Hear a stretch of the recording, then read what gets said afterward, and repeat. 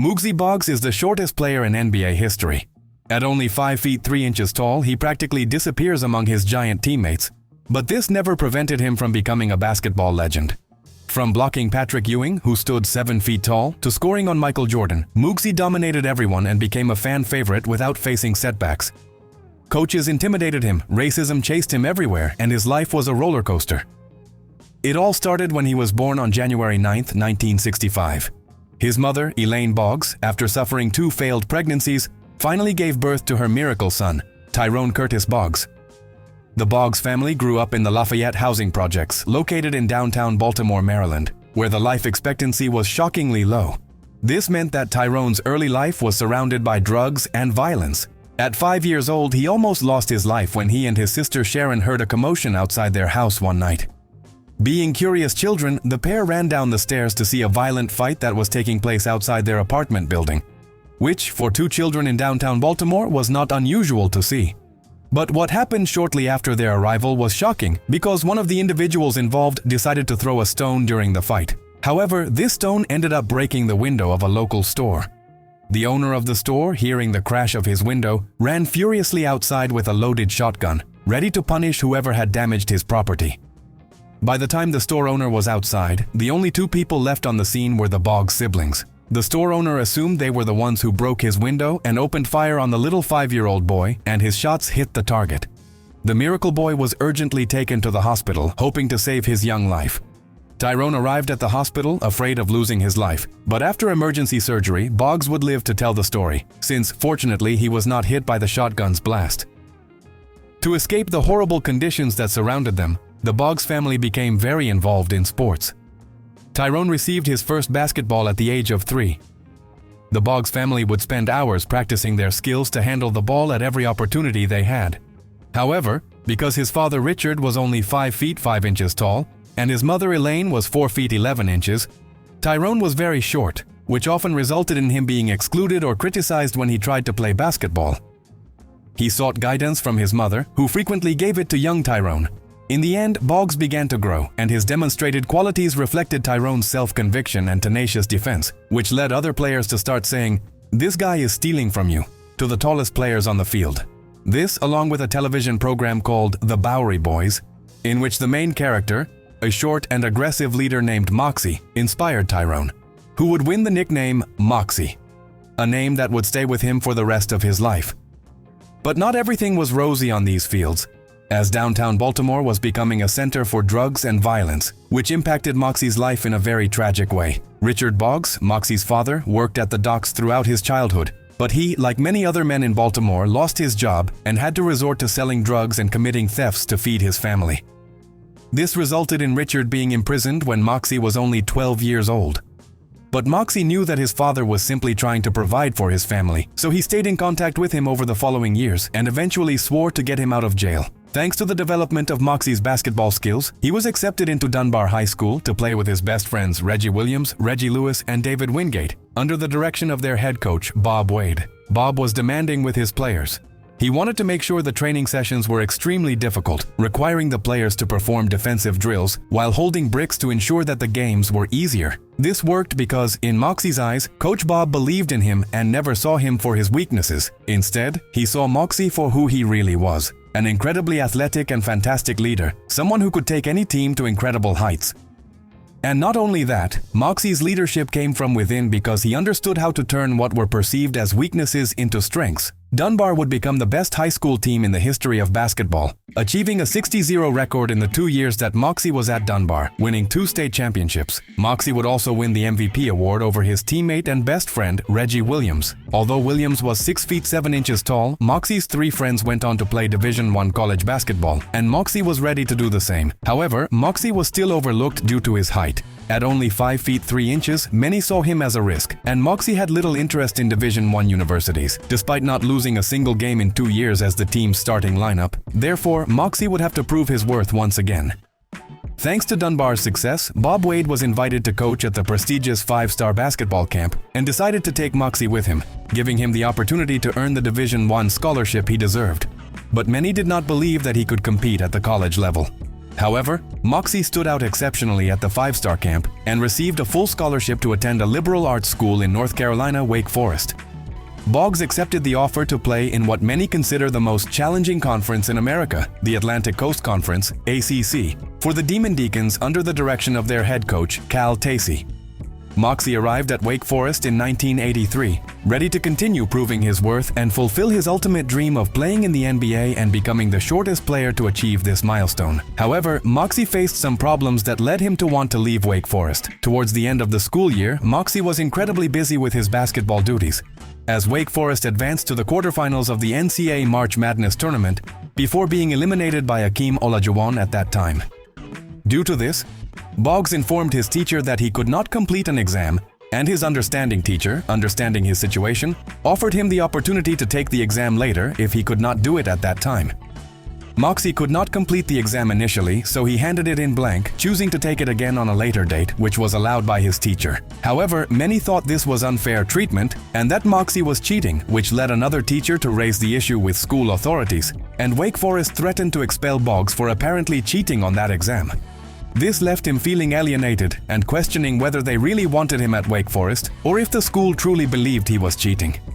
At a critical point, Muggsy turned to his mother, Elaine, who convinced him to stay at Wake Forest and overcome all the people trying to bring him down. Muggsy knew she was right, so he chose to stay at Wake Forest for the next 3 years.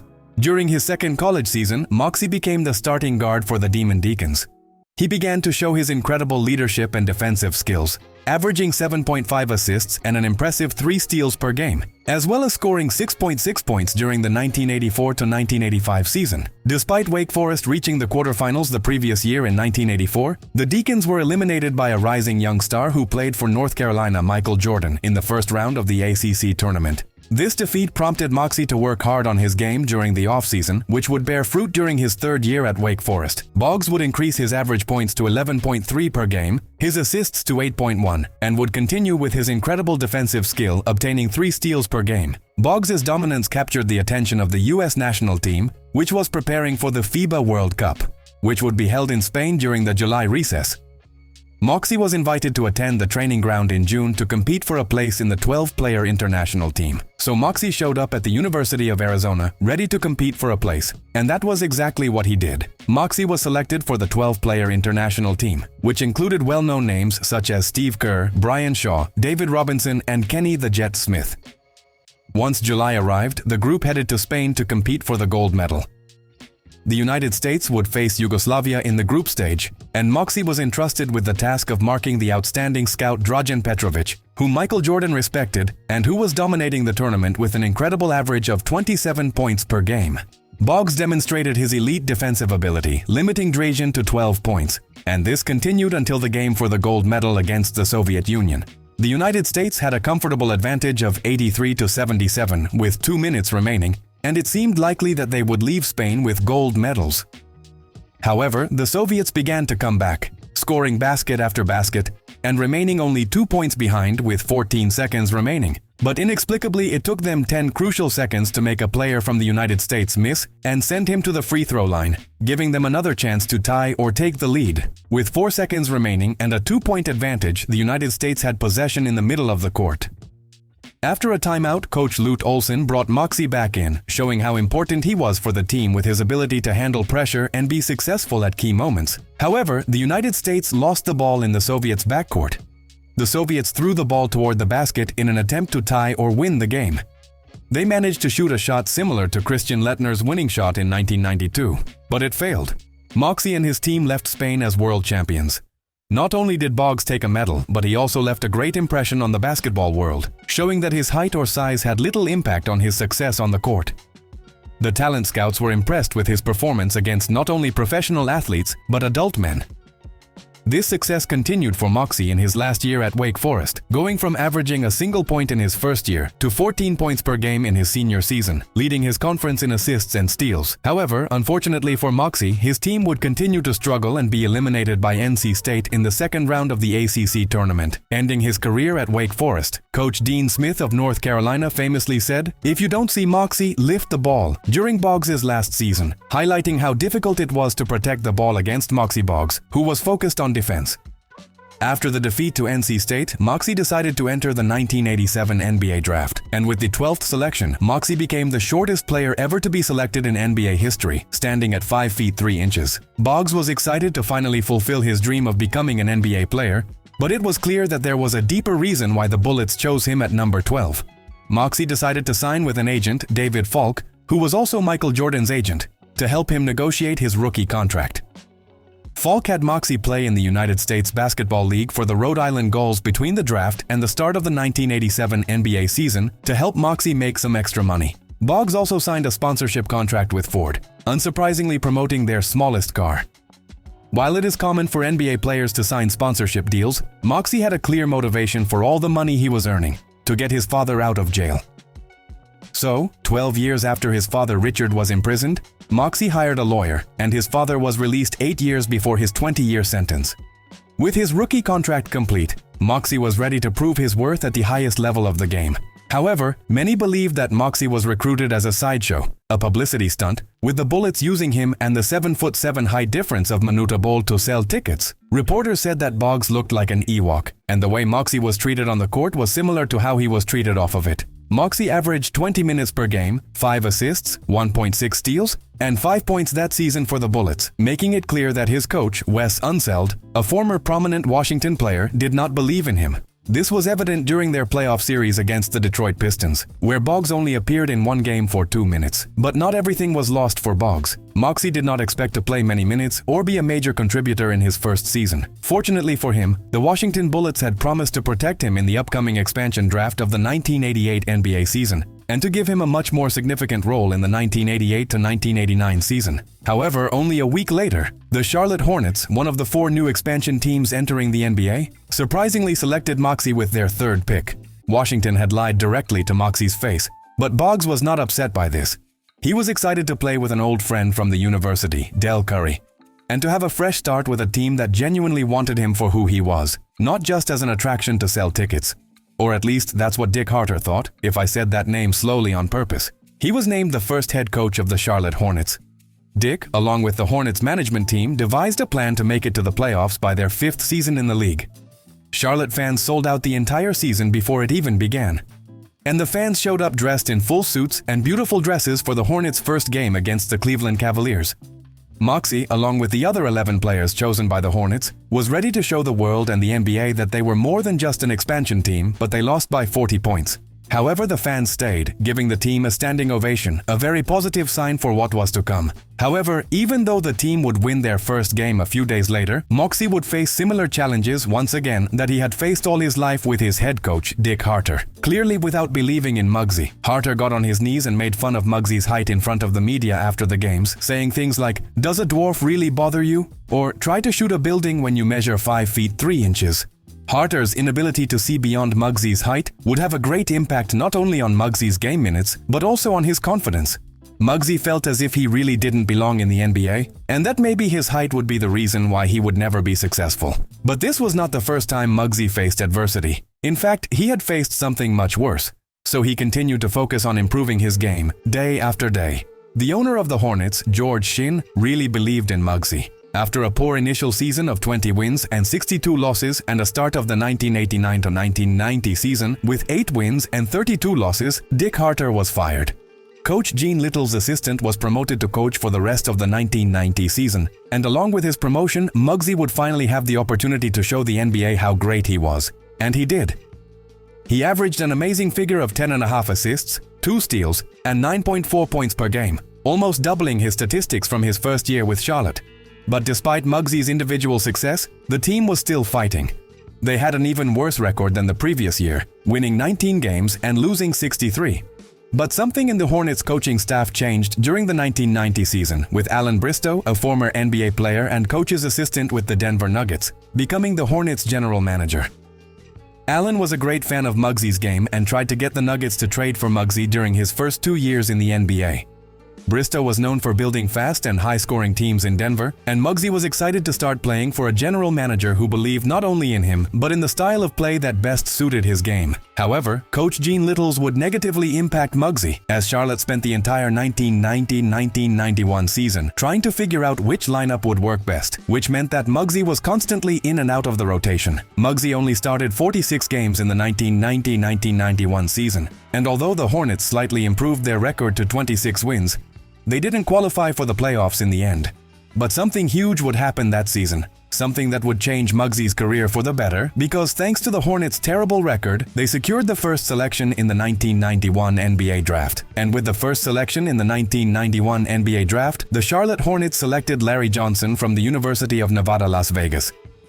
However, the positive news did not end there, because shortly after the draft, on July 24, 1991, Alan Bristow, Muggsy's biggest believer in the Hornets, was appointed head coach and planned to bring an even faster game with Muggsy leading the team.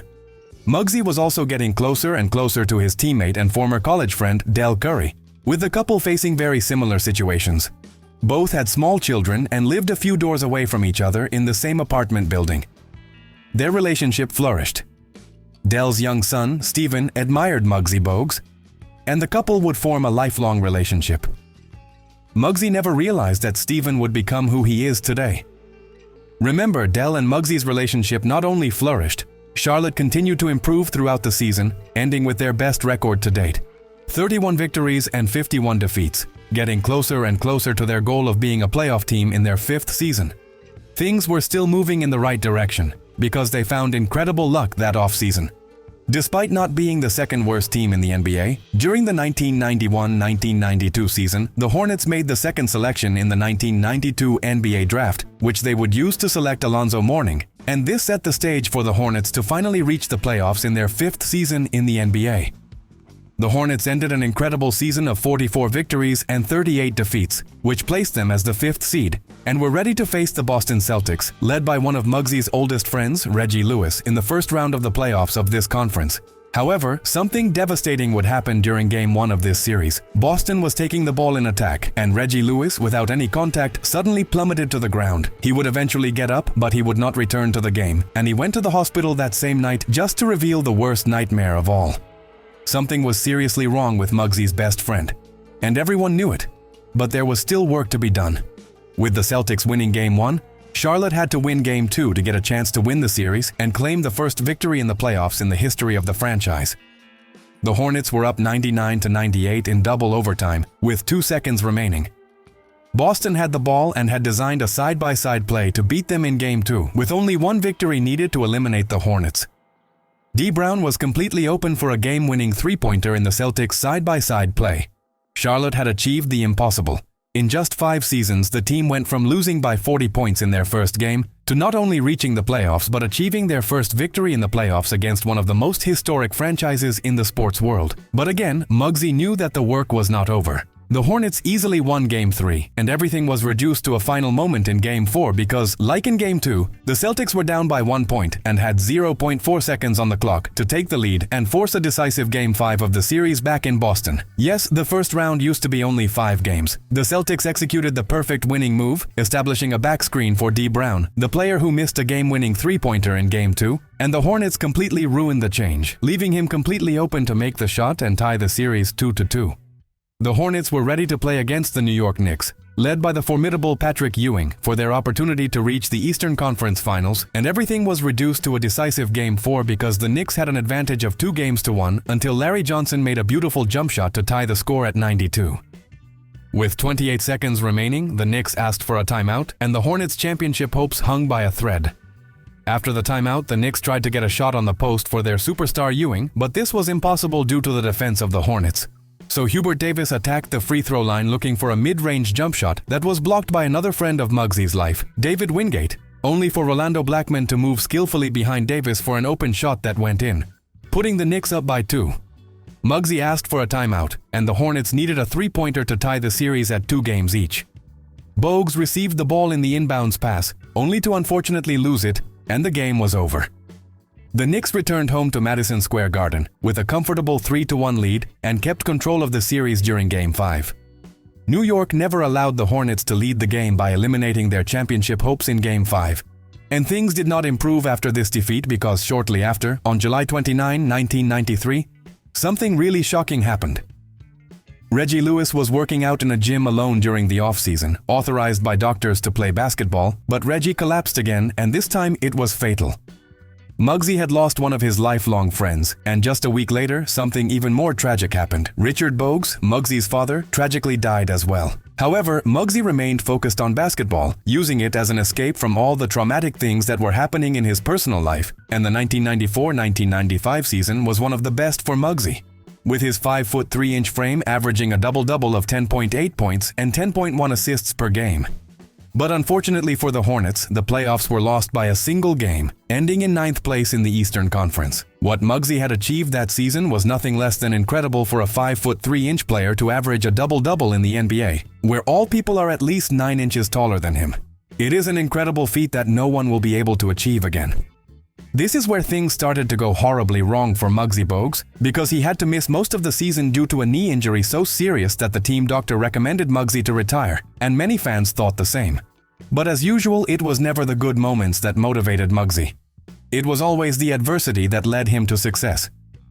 Since the Hornets missed Muggsy all season, once again, the playoffs were lost, and Charlotte's main office decided to take a different course. They hired Bob Bass as the team's new general manager before the season. Bob's first big move as general manager was to force Alan Bristow to resign as Hornets head coach, and David Cowens, a member of the Celtics Hall of Fame, became the Hornets head coach for the next season.